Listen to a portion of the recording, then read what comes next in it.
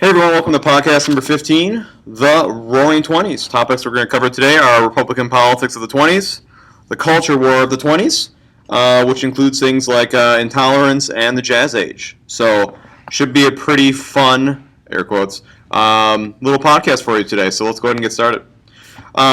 So first thing we're going to talk about is Republican politics. The 1920s is dominated by Republican presidents. Woodrow Wilson, has that stroke. Fails to get the Treaty of Versailles and the League of Nations kind of run through the Senate here. The Republicans take over. Warren G. Harding, the first Republican of the decade, talks about returning to normalcy. Okay.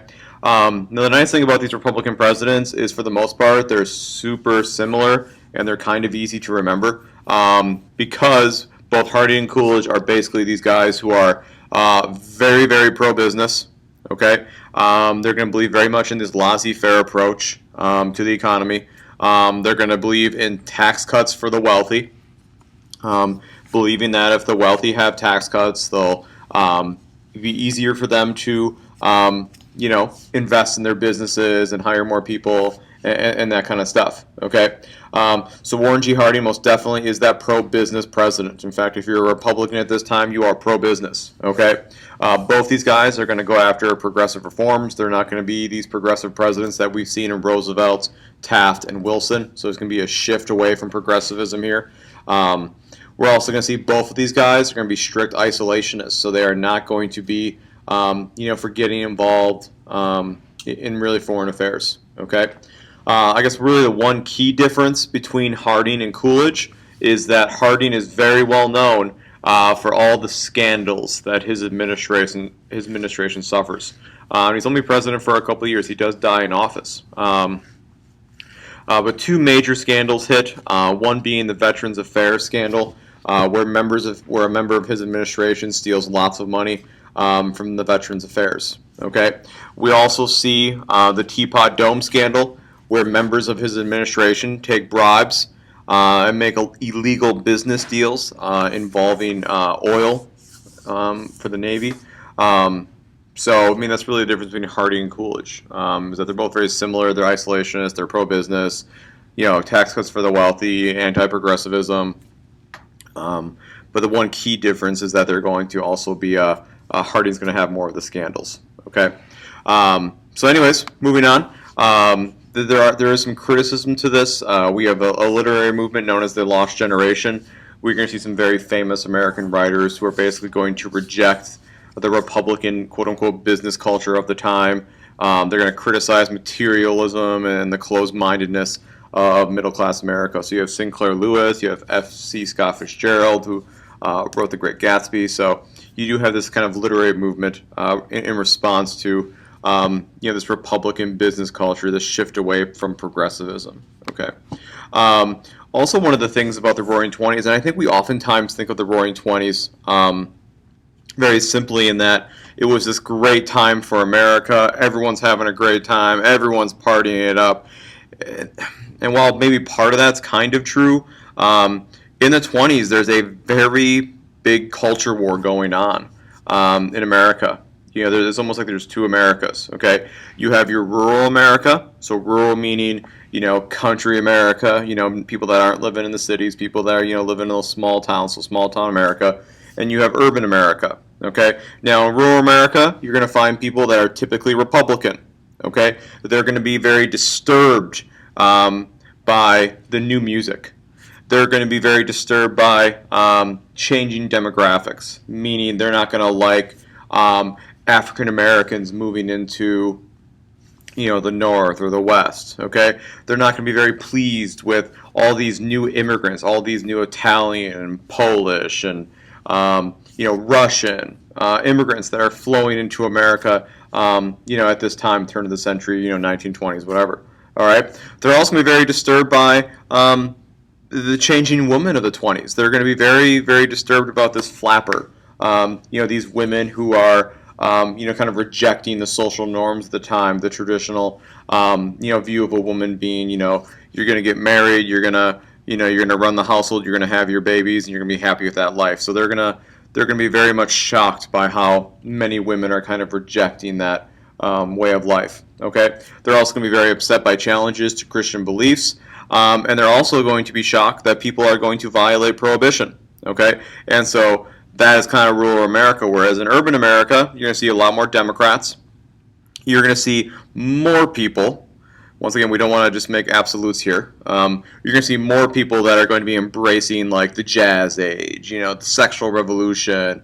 You're going to find people that are more progressive in their scientific thought. And they're going to accept evolution, and they're going to look at prohibition and say, "Wow, that's kind of dumb. That's not really anything wrong with that. We're going to drink anyways." Okay, so you're going to see very different Americas in rural versus urban, and that's going to create a lot of conflict and a lot of intolerance within America at this time. Okay. One of the first examples of intolerance that we see taking place during this period in American history is the Red Scare. Okay, the Red Scare takes place from 1919 to 1920, and basically what it is there's just great fear in America that there are radicals and communists that are coming into this country and creating lots of unrest. Okay, now it's basically much ado about nothing. There's a lot of paranoia involved here. When you actually look at the country at the time, the communists made up a whopping 0.1% of the population. And I can't think of too many revolutions that have been successful when 0.1% of the population, is mad about something or wants change. Okay. However, it's kind of a noisy 0.1%. Okay. There are some bombings that take place. There's a bombing on Wall Street. There's a bomber. There's a bomb placed at the Attorney General Palmer's house. During what's called the Red Summer, we see lots of deaths of blacks and whites due to racial violence, and so there is some violence at the time, which is going to feed into the paranoia. At the same time, you have thousands and thousands of strikes taking place in 1919. So why would there be all these strikes taking place? Well, during World War I and the build-up to World War I, times were good.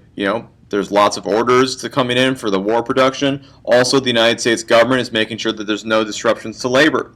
And so in 1919, there's 3,600 strikes that take place in that year alone. Okay, many people were legit worried that something similar to the Russian Revolution was going to take place in America. Maybe not on the federal level, but there was genuine fear that cities would fall to socialist and states might fall to socialism. In fact, even in Milwaukee, Wisconsin, I say we because I'm from Wisconsin, Milwaukee area, but Milwaukee actually elected a socialist mayor. Okay, and so people are very fearful of socialism, of communism. So it's a very big deal. In that steel strike of 1919, you see 350,000 people going on strike. And they're going on strike because of I guess we can say they're super lazy, right? Because they're working 12-hour days, 7 days a week, but they're portrayed as being radicals, and they lose. So there's a lot of paranoia, a lot of fear going on here. Attorney General Palmer, when his house gets bombed, he uses it to kind of root out radicals. Okay, and he starts deporting people. He starts arresting people that he feels are socialists. Constitutional rights of people are ignored. Eventually, though, the Red Scare does die out, and it mainly dies out because it was really effective. It was really effective in rooting out the radicals, quote-unquote radicals, and busting up unions. Okay, and so it kind of pitter-patters out because it's really just pretty successful. But it really shows the intolerance of the time. Anyways, here's some political cartoons. You can pause them if you want about the Red Scare here. Okay, other intolerance that we see taking place is intolerance towards immigrants. Okay, and whenever you discriminate against immigrants, that's known as nativism. Okay, so nativism. There's usually two periods in American history where we talk about nativism. The 1840s, 1850s with the Irish, and then the turn of the century into the 1920s with nativism towards new immigrants. Okay, but basically, Americans at this time are very kind of anti these new immigrants because these new immigrants are perceived to be very different than the old immigrants of the day. Your Irish, your English, your Germans. These Eastern Europeans are seen to be as very different people. it's harder for them to assimilate. They don't speak the language. They're not from a democracy. They work for super low wages. They drive down the wages for quote unquote Americans. And so basically immigration laws are put in place to save America. Okay, and so there's two major pieces of immigration legislation that you need to know. Okay, there's the emergency. Notice the name emergency. The Emergency Quota Act of 1921. Okay, this puts a quota on certain nationalities. Okay, so basically it says, okay, you're an Italian, right? Okay, so in 1910, this is how many Italians were in America. 3% of that number can come in. Okay, and that's going to put a strict limit on how many Italians can enter the country. Okay, and so at first they do that. However, then, sorry, my light just went off. Then they look at that and they say, you know what, that's not enough. We need to restrict immigration more. Okay, and so what they do is they pass the National Origins Act of 1924. And what this does is it lowers the percentage from 3% in 1921 to 2% in 1924. And so obviously that's going to reduce the numbers, but here's the real kicker. Okay, now your number is based on 1890 numbers. Now, why is that significant? That's the question we have to ask ourselves. And the answer to the question is that in 1890 there wasn't a lot of people from Eastern Europe that were coming to America at this point. Okay, there wasn't as many Italians, there wasn't as many Poles, and so when you look at the 1890 numbers, there's not that many people there. So if you take 2% of that number, you pretty much effectively eliminate immigration from those nations. So this is really a time in American history where we say, nope, no more immigration. We kind of really cut it off, and we straight up banned immigration from Japan. Okay, so here we see a lot of intolerance in America at this time, where we're not kind of opening our arms to other people around the world who want that fresh start. Okay, moving on. Here's some more political cartoons. You can pause them if you want to look and analyze them. Also, we see the KKK making a reemergence onto the scene here. Obviously, they were around during Reconstruction. But in the 1920s, the KKK kind of reaches their peak of power when they have around 5 million people who are members of the KKK. Now, these guys, they really kind of diversify their hate. They're not just against African Americans now. They're also against people who are Jewish. They're against Catholics. They're against immigrants. Okay, so they really kind of spread the hate. They have a platform against blacks, immigrants, Jews, Catholics, pacifists, communists, gamblers, birth control puppies, that's a joke, birth control kittens, also a joke, intervention and adultery. Okay, so I mean they really kind of go out there and they try to kind of spread the hate around, which makes them more appealing to other people. In fact, there's a strong KKK presence in many what you would consider northern states, like Indiana, for instance, is a major hotbed for the KKK during the 20s. And so here you see, once again, the intolerance of America during the 20s. You know, the America of the 20s is so intolerant that that's when the KKK is at its, pinnacle of power, if that's right, zenith, whatever.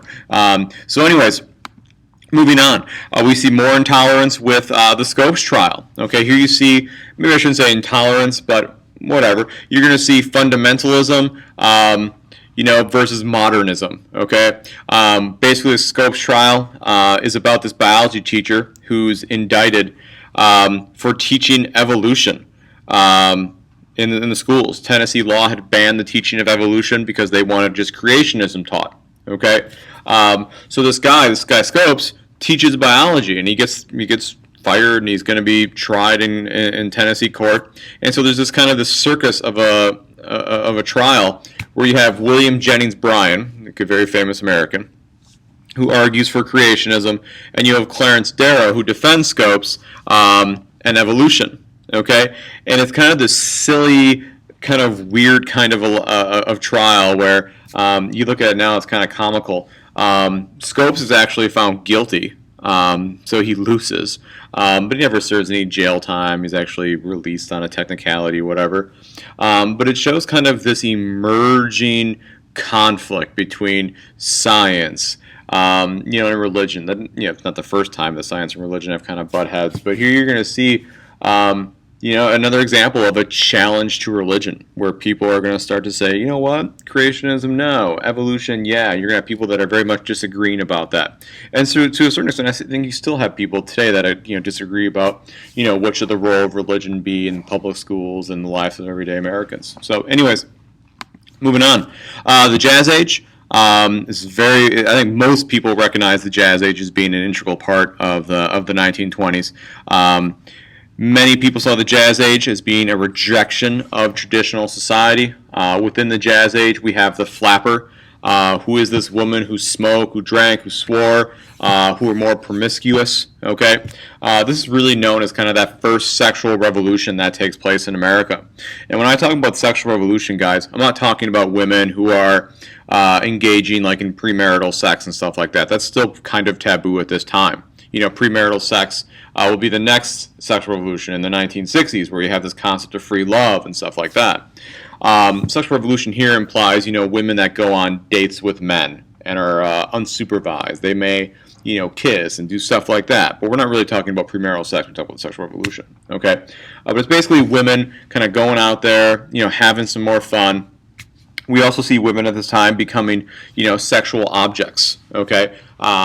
We see a lot of advertisements for women's products that stereotype women and basically suggest that women need to look good, need to look sexy.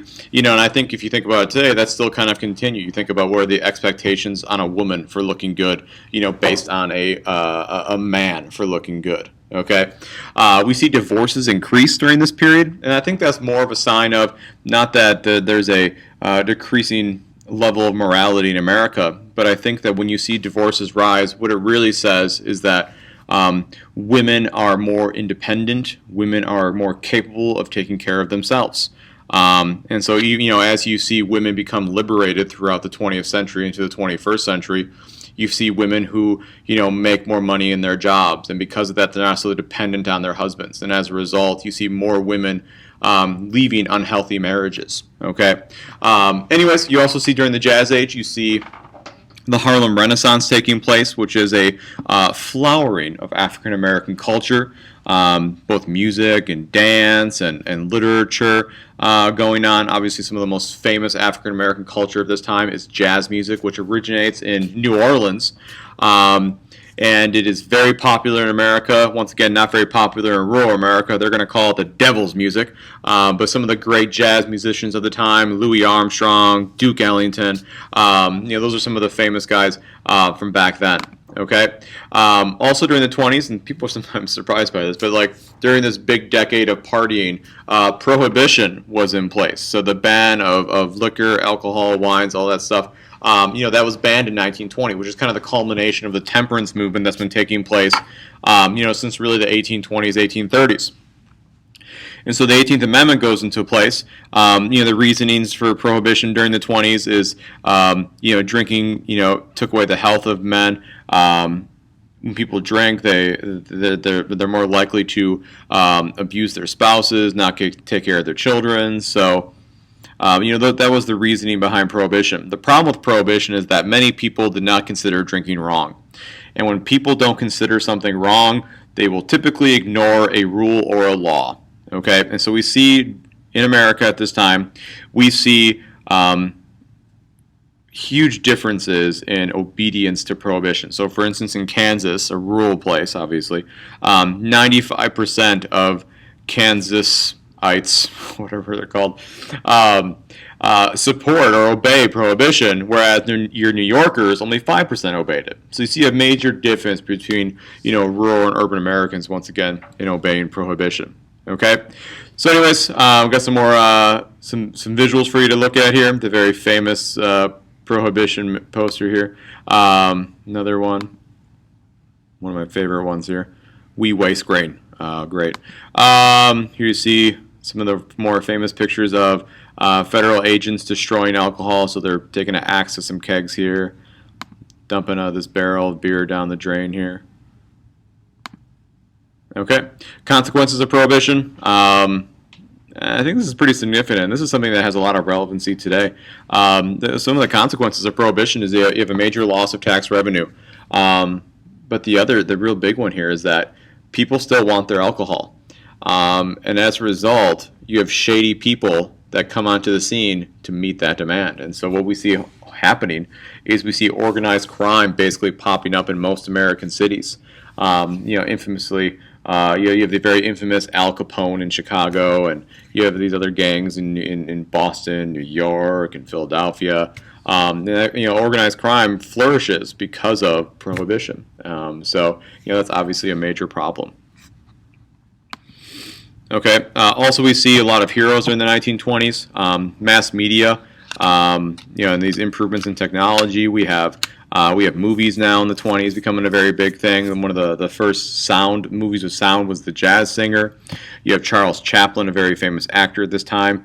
Many Americans have access to the radio, and so sports becomes a very popular thing during this time. This is kind of really the beginning of sports becoming a major part in Americans' lives. The famous sports back then were baseball and boxing and horse racing. With your sports came your American heroes. You got Babe Ruth, Jack Dempsey, Seabiscuit during the 30s and stuff like that. Also, Charles Lindbergh was a big-time hero because he was the first guy to fly nonstop across the Atlantic Ocean. Okay, so anyways, that's all I have for you today. Feel free to tweet me, go to my website for my chapter PowerPoints or my podcast that you just watched. Email me any questions, and my YouTube channel, APUSH with Hyde. Thanks, guys. I hope this helped you out.